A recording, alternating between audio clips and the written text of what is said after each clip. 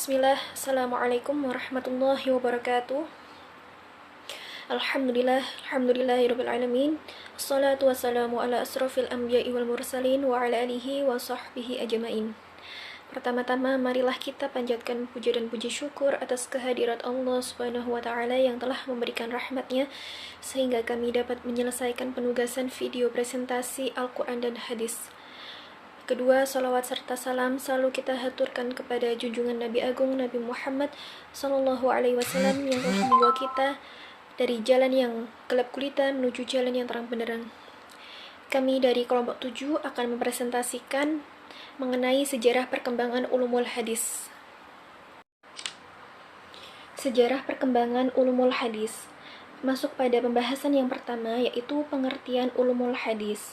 Menurut para ulama mutaqaddimin, yang dimaksud dengan ilmu hadis adalah ilmu yang membahas tata cara persambungan hadis sampai kepada Rasulullah SAW dari sisi seluk-beluk para perawinya, kedhabitan, keadilan, dan tidak bersambungnya mata rantai sanad. Para ulama mutaakhirin kemudian mendefinisikan ilmu hadis menjadi dua, yaitu ilmu hadis riwayah dan ilmu hadis dirayah. Ilmu hadis riwayah fokus pada perawi dan mata rantai sanad, sementara ilmu hadis dirayah lebih menekankan konten atau teks hadis itu sendiri. Di sini saya akan menjelaskan bagaimana sejarah perkembangan ilmu hadis.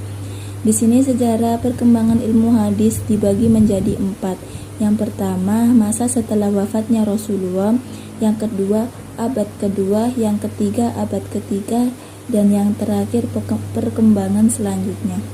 Perkembangan hadis di sini, hadis dalam sejarah Islam menggambarkan peran pentingnya sebagai sumber ajaran kedua setelah Al-Quran. Pada masa Rasulullah, hadis diajarkan secara lisan dan hafalan karena masyarakat Arab memiliki daya hafal yang kuat, meskipun hanya dengan penulisan saja. Namun, dalam periode setelah wafatnya Nabi Muhammad hingga masa Khalifah Umar bin Abdul Aziz, terjadi banyak pemalsuan hadis oleh kelompok tertentu untuk berbagai tujuan. Untuk mengatasi masalah ini, Khalifah Umar bin Abdul Aziz mengeluarkan kebijakan resmi menghimpun hadis secara massal. Hal ini memotivasi para ahli hadis untuk melakukan perjalanan ke berbagai daerah untuk penelitian dan penyaringan hadis yang ketat untuk memastikan keaslian dan kualitas hadis.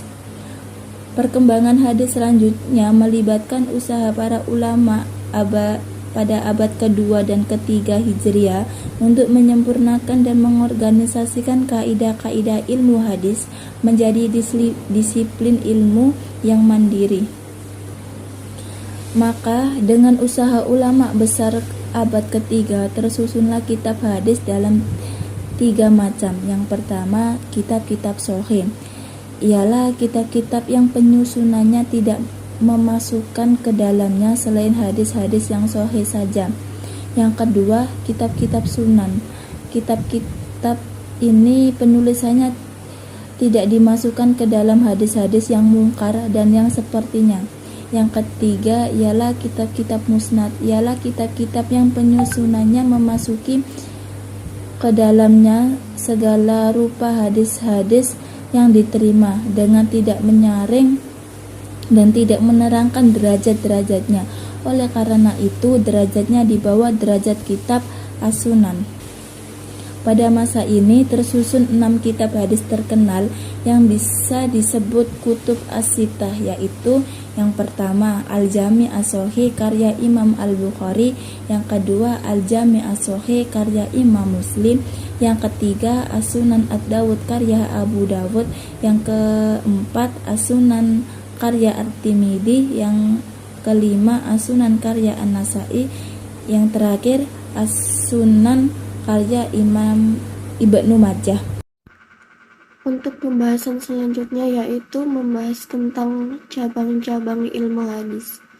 Yang pertama yaitu ilmu rijal al-hadis, ilmu yang membahas perawi hadis dari berbagai generasi, tanggal kelahiran, nasab, guru, jumlah hadis yang diriwayatkan, dan murid-muridnya. Fungsinya meneliti sanad hadis, memeriksa keadaan perawi, dan menjaring pemalsuan hadis. Yang kedua yaitu ilmu tarik ar-ruwat, yaitu ilmu yang memfokuskan pada pengetahuan tentang para perawi hadis dari segi dalam menyampaikan hadis. Ini mencakup informasi tentang kehidupan perawi seperti tanggal kelahiran, penerima hadis, pengambil hadis, tempat meninggal, guru, aliran mazhab, negara yang dikunjungi, tempat studi, dan sesama generasi. Tujuannya adalah memberikan wawasan tentang kredibilitas perawi hadis. Yang ketiga yaitu ilmu al-jarh wa at-ta'dil, yaitu ilmu yang membahas masalah-masalah yang dapat memengaruhi status seorang perawi hadis hingga dianggap cacat atau sah, baik melalui keadilan atau kedobitannya. Ilmu arjah yang berarti luka atau celah, ilmu at-ta'dil yang berfokus pada pembersihan dan keadilan perawi. Tujuannya adalah membantu menilai keabsahan hadis keperiwayatan itu sah atau tidak. Yang keempat, ilmu asbab al-wurud, yaitu ilmu yang membahas sebab-sebab atau situasi terjadinya suatu hadis. Fokusnya pada alasan munculnya hadis, keadaan atau peristiwa yang melatar belakangi penyampaian Rasulullah SAW. Yang kelima, ilmu an-nasik wa al-mansuk, yaitu ilmu yang membahas hadis-hadis yang bertentangan dan tidak mungkin diambil jalan tengah. Hukum hadis yang satu menghapus atau menasik hukum hadis yang lain, atau mansuk yang datang dahulu disebut mansuk dan yang muncul belakangan dinamakan nasik. Nasik inilah yang berlaku selanjutnya. Yang keenam, ilmu ilal al-hadis, yaitu ilmu yang mempelajari penyebab kelemahan dalam sanad atau rantai perawi. Tujuannya mengidentifikasi cacat atau faktor yang dapat memengaruhi keabsahan suatu hadis, seperti kesalahan perawi atau adanya penyimpangan dalam perantaraan hadis tersebut. Yang ketujuh, ilmu gharib al-hadis, yaitu ilmu yang membahas makna kalimat sulit dalam matan hadis. Pada zaman Nabi, ilmu ini tidak diperlukan karena masyarakat Arab memahami dengan baik. Namun, dengan perkembangan Islam, terutama di luar Arab, banyak hadis yang sulit dipahami. Ilmu ini membantu memahami arti hadis yang menggunakan kata-kata asing atau sulit dipahami. Nomor 8 yaitu ilmu mukhtalif al-hadis. Ilmu mukhtalif al-hadis ini ialah membahas hadis-hadis yang menurut lahirnya saling bertentangan karena adanya kemungkinan dapat dikompromikan baik dengan secara mental kemutlakannya atau mekanis keumumannya atau dengan cara pembawaannya kepada beberapa kejadian yang relevan dalam hadis. Yang kesembilan, ilmu at-tasif wa at-tarif. Ilmu hadis at-taif al-watarif merupakan ilmu yang berusaha menerangkan perihal hadis-hadis yang berupa atau diubah titik sakalnya dan bentuknya.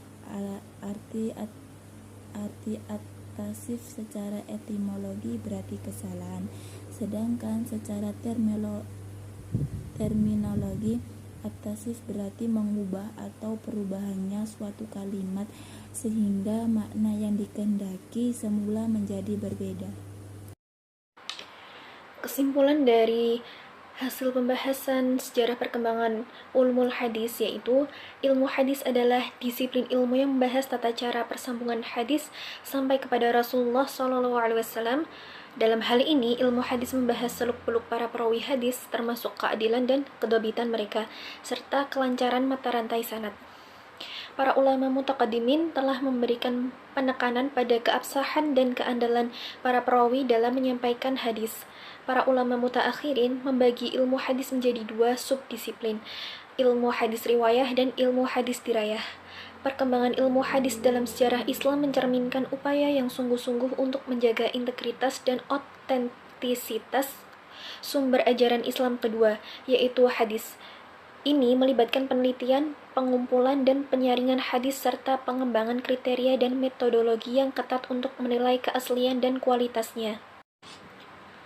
Ilmu hadis berkembang menjadi disiplin ilmu mandiri dengan berbagai cabang yang berfokus pada berbagai aspek hadis, memastikan bahwa ajaran Islam berdasarkan sumber yang kuat dan sahih. Demikian pembahasan mengenai sejarah perkembangan ulumul hadis. Apabila ada kurang dan salah kata, mohon dimaafkan. Syukron jazakumullah khairan. Wassalamualaikum warahmatullahi wabarakatuh.